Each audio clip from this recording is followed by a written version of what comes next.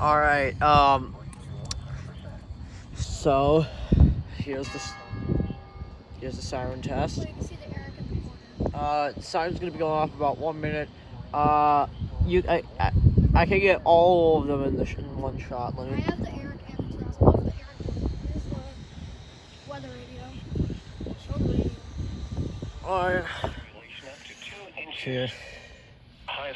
It's not gonna sound a tone because it's weird. They didn't import the ability to have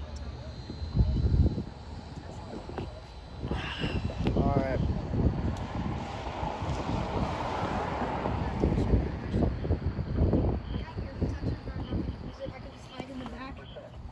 As long as I'm in our Mitsubishi, I'm safe. You have the luxury of hiding. I don't.